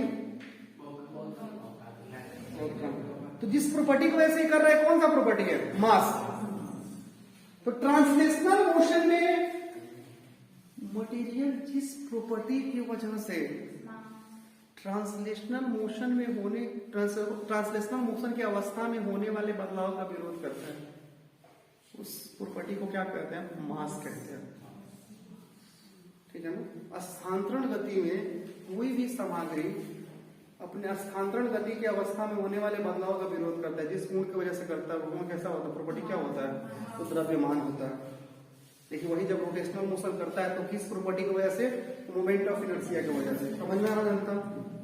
तो जो काम यहाँ मास करता है वो काम क्या होता है रोटेशनल मोशन में मोमेंट ऑफ इनर्शिया करता है। समझ में आ रहा है? समझ में आ रहा है? हम अगर नाचना चाहेंगे लेकिन फिर भी नाचते नाचते रुक जाते हैं, तो वहां चेंज हो रहा है ना, तो वहां चेंज हो रहा है, तो उसमें कौन सी प्रॉपर्टी है मोमेंट ऑफ इनर्शिया की वजह से हम विरोध कर पाएंगे। रोटेशनल मोशन को नहीं चाहते रोटेशनल करना, फिर कोई रोटेट कर दिया फिर भी हम विरोध करेंगे, लास्ट में अगर वो घुमाना छोड़ देगा तो क्या हो गया, लास्ट में रुक जाएंगे। समझ में आ रहा है? तो जिस प्रॉपर्टी की वजह से हम उसका विरोध करेंगे वो प्रॉपर्टी हमारा क्या होगा, यहाँ पर मोमेंट ऑफ इनर्शिया होगा, और यहाँ पर क्या होता था तो मास हुआ करता था।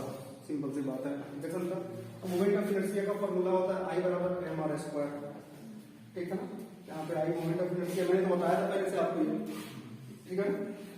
अब जिसमें ये देखो I निकाल तो वैसे हैं लेकिन I के फॉर्मूला में मास आ रहा है, तो कहिए कि डायरेक्ट इनडायरेक्ट रूप से मास ही तो पार्टिसिपेट कर रहा है ना, मास ही से तो मोमेंट ऑफ इनर्शिया आ रहा है ना। तो वहां मास था, यहाँ क्या है मास का एक फॉर्म क्या है, यहाँ पे मोमेंट ऑफ इनर्शिया है। समझ में आ रहा है? यहाँ भी तो मास पार्टिसिपेट कर ही रहा है, तो मोमेंट ऑफ इनर्शिया प्रॉपर्टी तो है लेकिन वो भी तो मास पे ही डिपेंड कर रहा है। तो रोटेशनल मोशन जिस प्रॉपर्टी को ऐसे विरोध करता है वो क्या होता है, मोमेंट ऑफ इनर्शिया होता है, और मोमेंट ऑफ इनर्शिया किस पे डिपेंड करता है, मास पे। वही बात समझ में आई ना।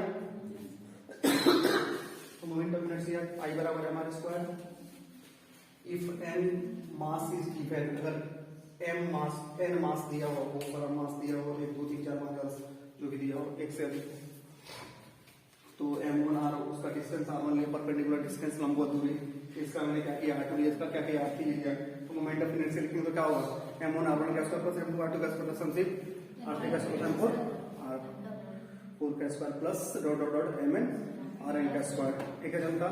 सब कुछ कहाँ लिखेंगे तो समेशन वाला चीज, ठीक है ना। I का मान दूसरे का मान का होगा n तक, और mi ri, जहाँ पे mi क्या है मास ऑफ ith पार्टिकल, और ri क्या है तो distance of ith particle from the axis of rotation, perpendicular distance लंबवत दूरी।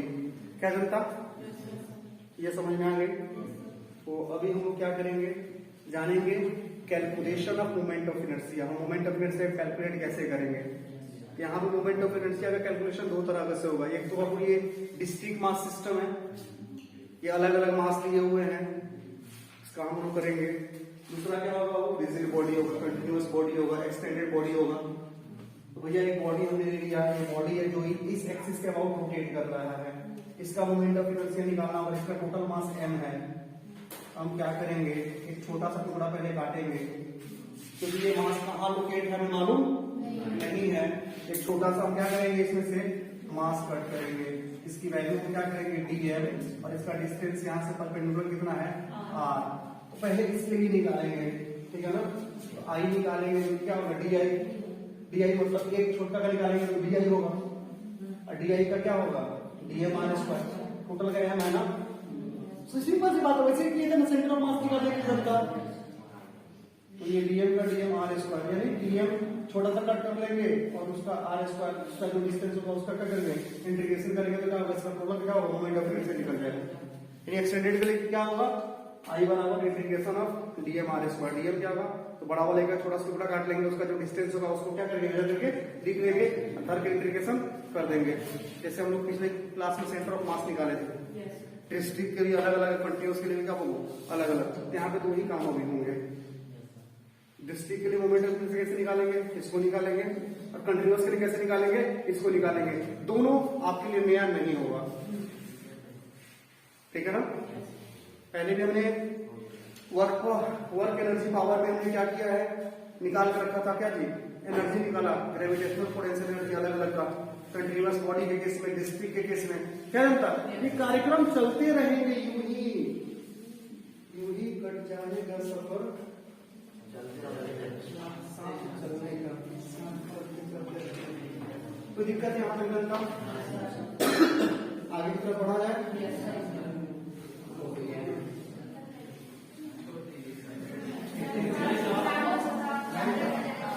नहीं छोड़ेंगे अब 1 घंटा से 1.5 घंटा से 2 घंटा से 3 घंटा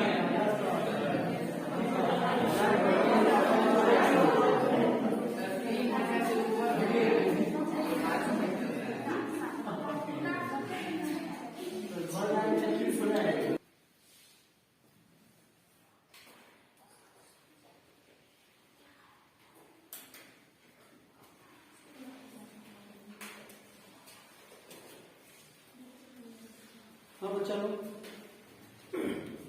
सब रुक जाइए तो प्लीज। लिखा होगा calculation of moment of inertia. हम मोमेंट ऑफ इनर्शिया का क्या करेंगे जनता? कैलकुलेशन करेंगे, ठीक है ना। बस बहुत ही नॉर्मल कैलकुलेशन है, जो अगर हम लोग जब आप और कुछ बैच के बच्चे हैं जो केवल अभी वर्क एनर्जी पावर पर ही पहुंचे हैं, हम लोग तो सेंटर ऑफ मास ही पढ़ लिए हैं, ठीक है ना।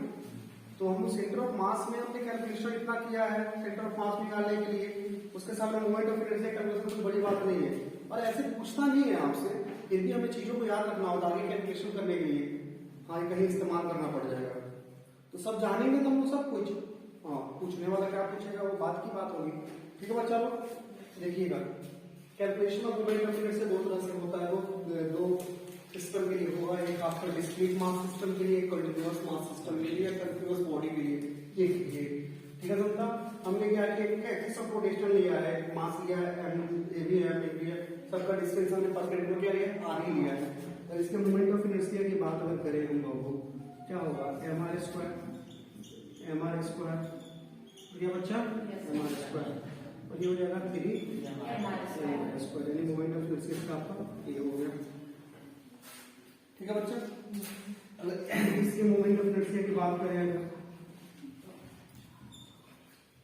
तो सॉल्यूशन थोड़ी रहते हैं, अकेला खेल रहा है बिना मतलब के, बस एक फॉर्मुलिटी यहाँ हमने किया है इसको, ठीक है।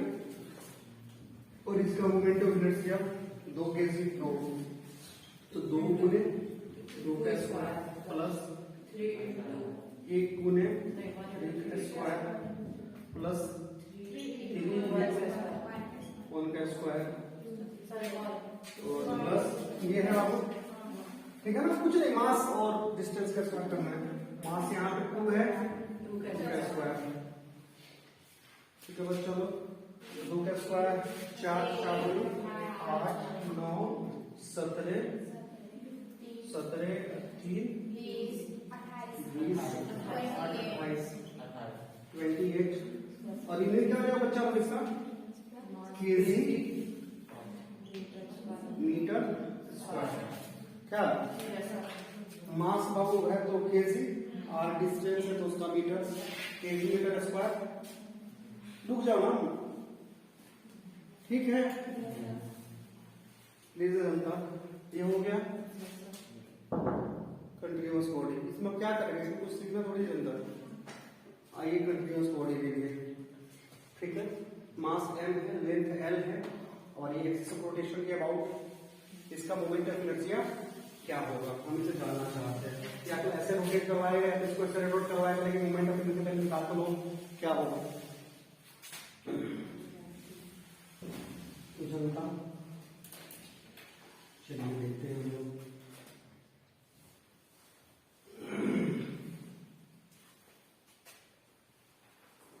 इसे हम मेहनत किए हैं तो बेकार के लिए थोड़ी किया जाता है, उसका फायदा था ना। पीछे हम नहीं पढ़े होते, कितना साइंस कैलकुलेशन थोड़ी करेंगे। ये वाला ये तो कुछ है ही नहीं, इसकी बात करेंगे तो इसके लिए कुछ करने को जमा लिए है। अब देख लो तुम्हारे आंख के सामने सब कुछ होने वाला है, मास है, ठीक है ना। तो क्या करेंगे, इसका मोमेंट ऑफ इनर्शिया निकालने के लिए तो इसको उतार दीजिएगा। उतार दिया है ना, इसको कुछ उतारना थोड़ी है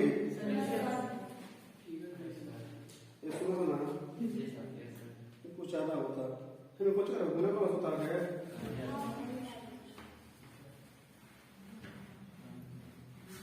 कुछ बात करें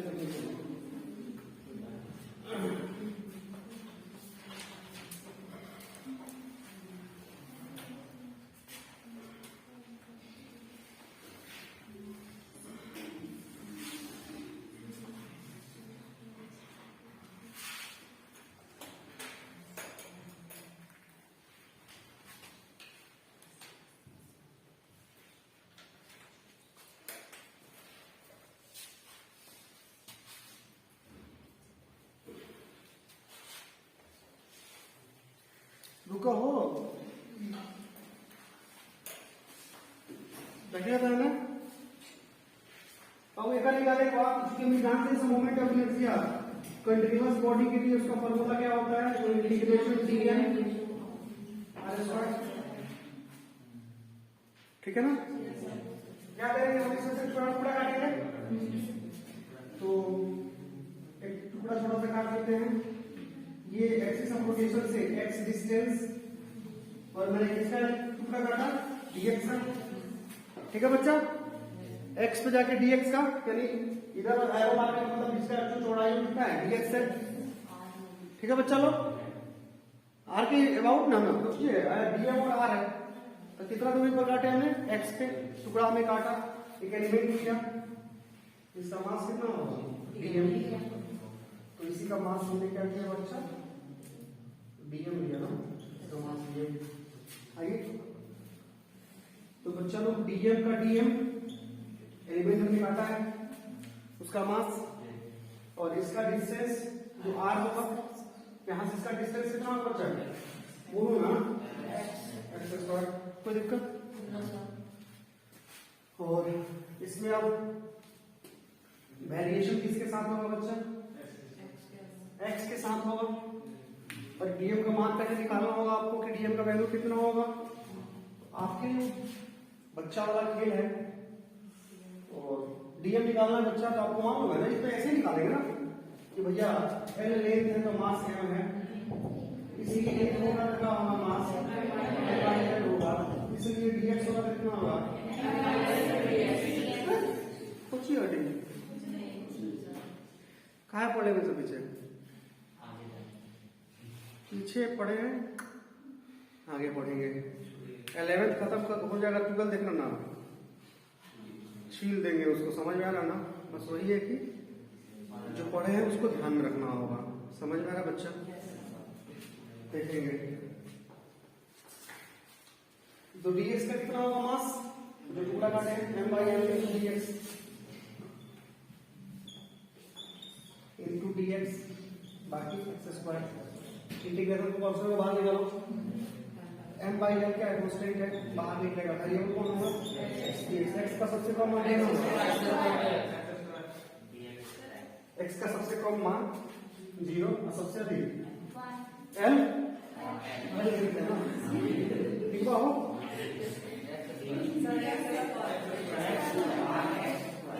यहाँ x स्क्वायर होगा, इसी में आप लोग पूछे हुए, हम इधर पूछ रहे हैं x का सबसे कम मान 0, सबसे अधिक मान कितना होगा, ठीक है बच्चा लोग।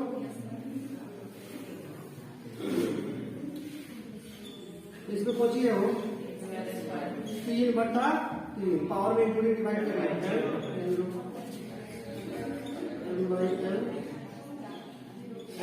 लिमिट रखिए, इसको लगाएंगे माइनस 0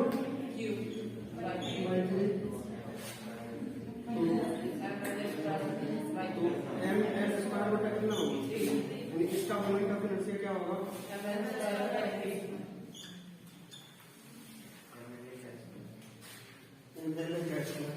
क्या बच्चा कोई दिक्कत है यहाँ पर, रुक जाओ, छापना मत अभी, भूत आ गया मेरे को।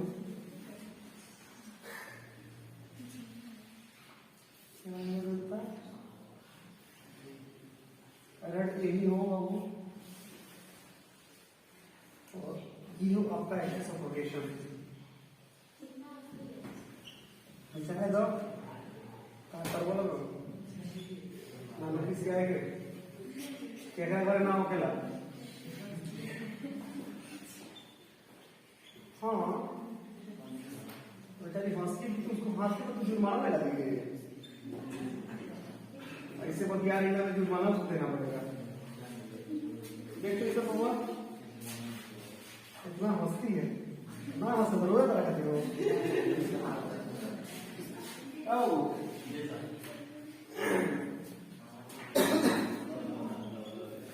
अब है क्या, तो सेम रड है जो था, बस इसका एक्सिस ऑफ रोटेशन का एक किनारे था, लेकिन इसका एक्सिस ऑफ रोटेशन क्या कहूँ, बीचों बीच है, ठीक है ना।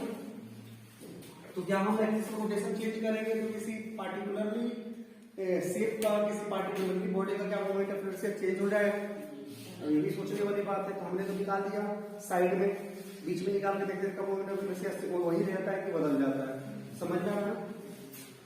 तो देखते हैं बाबू, फिर से हम क्या करते हैं, छोटा सा डायग्राम बना लेते हैं इसका। उसी डायग्राम में आप लोग करिएगा, कचरे हो जाएगा, समझे? मैं दोबारा फोटो बना कर सकता हूँ तो आपको भी बनाना पड़ेगा क्योंकि सभी चीज समझ में आएंगी।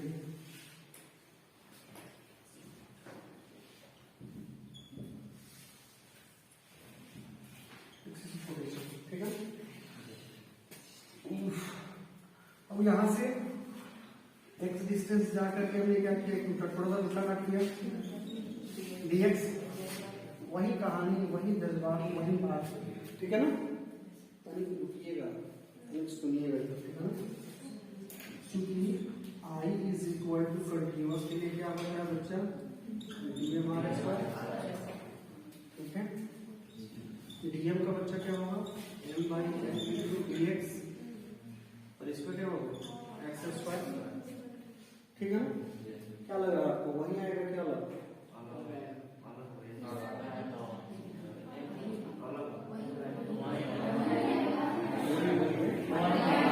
वही आएगा ना? कंफर्म लिख दिया डायरेक्ट, देखें पढ़िए, m/n बाहर, कहीं कहीं अपने जज्बातों को कमांड भी करना, नहीं तो वही वही वही हो जाएगा। देखो जब कांस्टेंट को बाहर निकाल दिया हमने, x वेरिएबल, लिमिट क्या हो जाता है यहाँ पे, x का सबसे, ये x है बच्चा, x का सबसे कम मान कितना है, 0, यही तो आपकी भूल है जनता, सबसे अधिक मान कितना होगा, ये गई का, ना समझना तो समझ जा,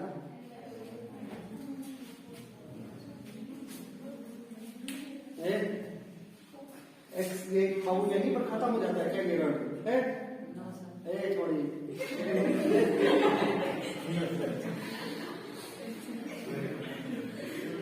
बाबू,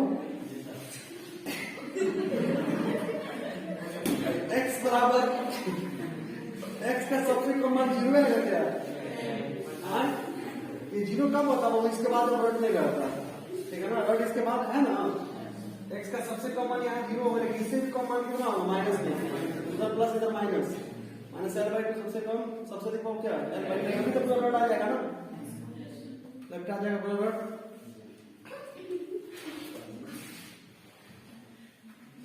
m/l x³ बटा क्या होगा, 2b ऊपर l/2 माइनस l/2, ये देखो इधर l को पुट करिए, l3/2 का क्यूब, l3/8 हो जाएगा, अब बाई 3 डायरेक्ट कर दिया, 24 कह रहे हैं, 24 जज्बात पे कंट्रोल करोगे इधर, और ये माइनस, अब क्या रखेंगे, -l/2, तो -l/2 का मान कितना आएगा, l³ बटा 24 प्लस हो जाएगा, -l का क्यू है तो माइनस का पावर 3 है, अगर इवन नंबर होता है तो क्या होता, प्लस हो जाता है, ऑड नंबर है तो क्या होगा, ठीक है ना जनता, समझ में आता हो, तो ये माइनस हुए ना, बस फिर माइनस प्लस हो गए, जा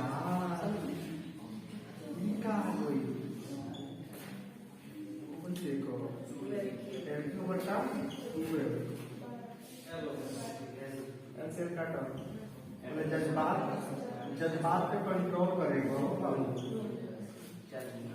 मैंने एक्सिस ऑफ रोटेशन एंड बदल गए बॉडी में, तो क्या हो जाए पर मोमेंट ऑफ इनर्शिया भी बदल जाएगी, इसका मोमेंट ऑफ इनर्शिया कितना हो गई,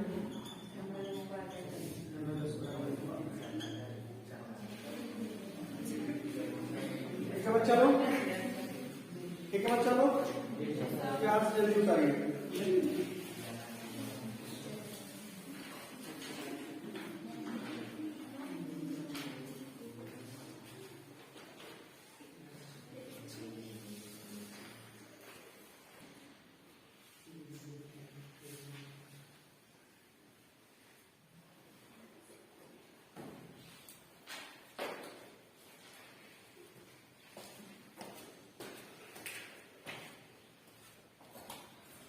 देखिए वो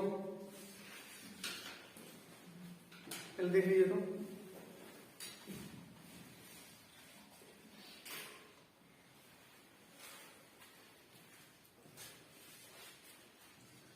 वही बॉडी है जिसका लेंथ है L, ब्रेथ है B और इसके लेंथ के अबाउट एक लेंथ के परपेंडिकुलर एक एक्सिस ऑफ रोटेशन है जो इसके बीचों बीच लेंथ के गुजर रहा है, उसके बाद हमें मोमेंट ऑफ इनर्शिया चाहिए, ठीक है ना।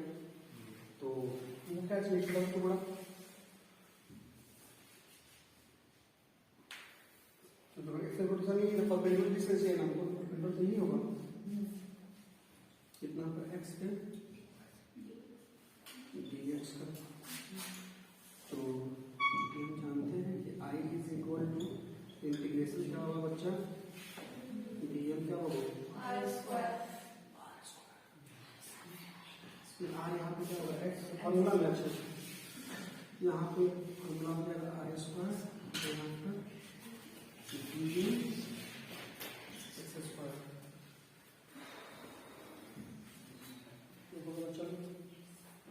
रेशियो इसमें और हमें कुछ का मास चाहिए,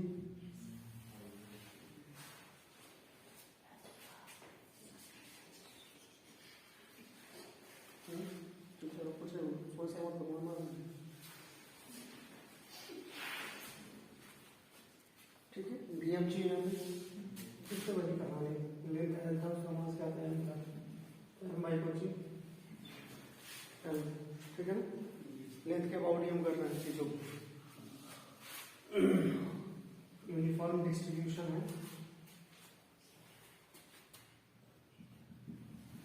यूनिफॉर्म डिस्ट्रीब्यूटेड, इसमें कंडीशन ये है कि इसका बंटवारा जो है यूनिफॉर्म हुआ है, सब जगह मास क्या है समान रूप से, ठीक है बच्चा।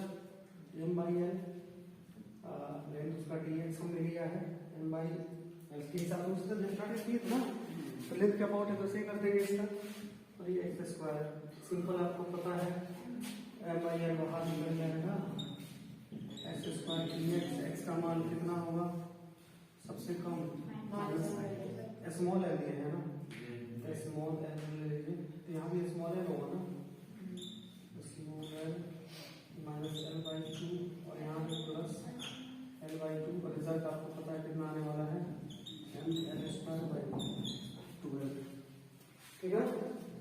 तो देखिए लेंथ और ब्रेथ से उसका मतलब नहीं, हमको लेंथ का अबाउट निकालना है परपेंडिकुलर यही होगा, तो डी की बात करेगा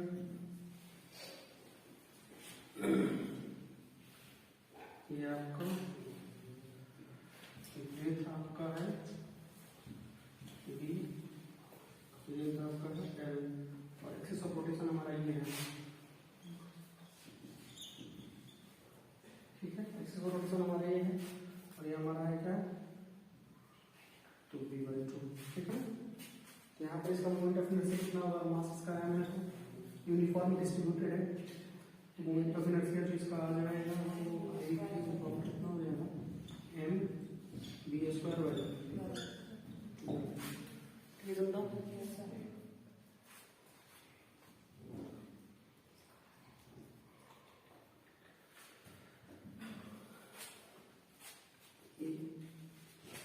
एक बीम है, बीम होने के केस में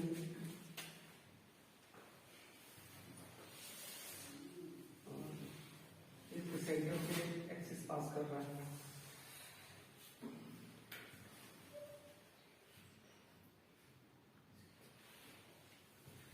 एक्सिस ऑफ रोटेशन, इसका मास m है, तो एडिंग इसका मोमेंट ऑफ इनर्शिया चाहिए, हम जानते हैं कि आई बराबर क्या होगा बाबू, इसका मोमेंट ऑफ इनर्शिया चाहिए, ठीक है ना। आई बराबर क्या होता है डीएम आर स्क्वायर, डीएम में थोड़ा सा काटेंगे, इसका जो मास होगा क्या होगा डीएम होगा, तो डीएम हमने काट लिया, अब डीएम को डीएम में लीजिए, और आर के जगह पर क्या होगा, इसका रेडियस हमारा कैपिटल आर होगा, तो यहाँ पे क्या करेंगे कैपिटल आर का स्क्वायर, ठीक है ना।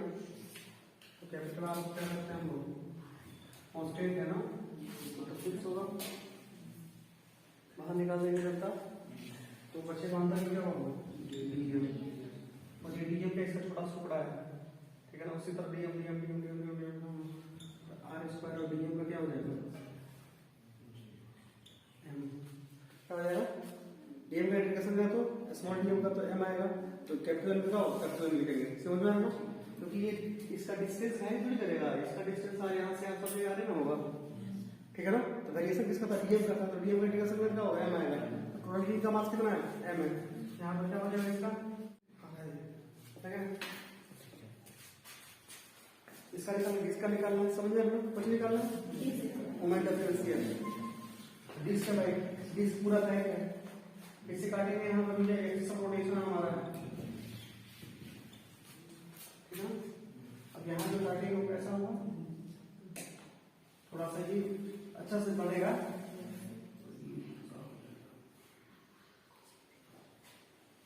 तो वेरिएशन इसका क्या होगा, ये इसका रेडियस क्या है भाई, इसका रेडियस क्या है आर है, इसका रेडियस बढ़ता है ये वाले का, ठीक है ना। तो उसका हमने काटा है, इसका रेडियस क्या है, इसका डिस्टेंस कितना होगा छोटा, ठीक है ना। और पूरे डिस्क का मास कितना है बस हो गया पूरे, क्योंकि हम जानते हैं कि मोमेंट ऑफ इनर्शिया का फॉर्मूला क्या होता है डीएम क्या होगा स्मॉल आर स्क्वायर, देखोगे डीएम डीएम हाँ बाबू। तो इसका किसका वो निकालना है, तो हमने क्या किया आर को डीआर पूरा काटा, फॉर्मूला तो जानते हैं कि आई बराबर क्या होगा डीएम आर स्क्वायर, और हमको डीएम चाहिए आर तो ये डिस्टेंस है ना बाबू हमारा, तो डीएम क्या होगा तो देखते हैं। अब टोटल डिस्क का अगर हम पता करें तो भाई टोटल डिस्क का एरिया कितना है पाई आर स्क्वायर, उसका मास कितना है एम, एरिया में पूरा मास है ना पूरा डिस्क में है, तो इसका क्या होगा पूरा इसका एरिया होगा पाई आर स्क्वायर का मास है, इसलिए अगर 1 होगा तो इसका मास कितना होगा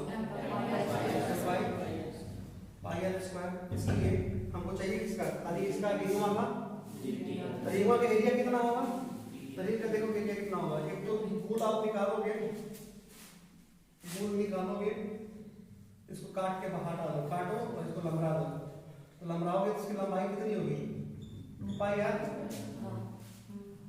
एक चीज का लंबा करो ना तो लंबाई हो जाएगा ना, इसका पेरीमीटर इसका पेरीमीटर इसका परिमाप जो होगा वही इसका लंबाई होगा, इसका जो 2 पाई आर और ये डीआर मोटाई है, तो ये हो जाएगा 2 पाई आर और ये क्या होगा डीआर, तो इतना एरिया का मास इतना एक एरिया कितना मास होगा, तो इसका एरिया का मास कितना होगा, तो इसका एरिया कितना हो जाएगा 2 पाई आर ये लंबाई और ये डीआर चौड़ाई, तो डीआर यहाँ पर क्या हो गया चौड़ाई, इसका मास कितना होगा जनता तो m by pi R square into ये कौन सी लिख रहे हो यहाँ अकेला नहीं होगा जैसे ये पाई से पाई को ना कट जाएगा, तो बचेगा वो क्या होगा are square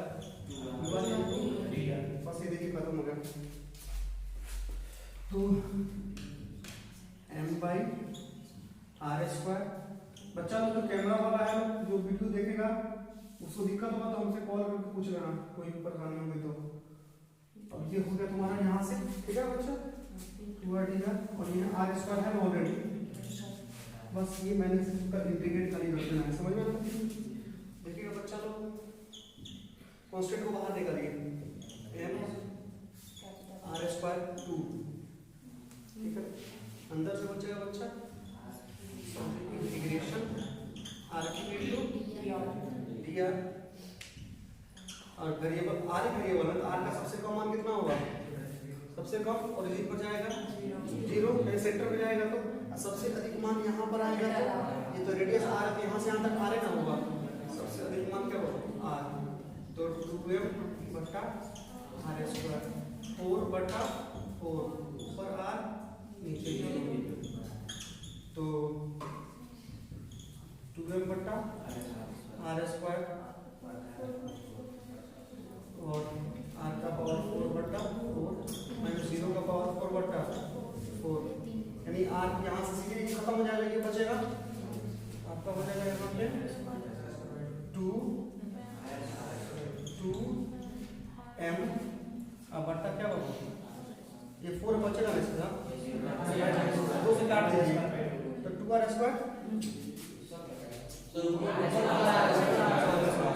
sorry Janata sorry हो जाएगा एम आर स्क्वायर बटा क्या होगा यानी मोमेंट ऑफ इनर्शिया इसका कितना होगा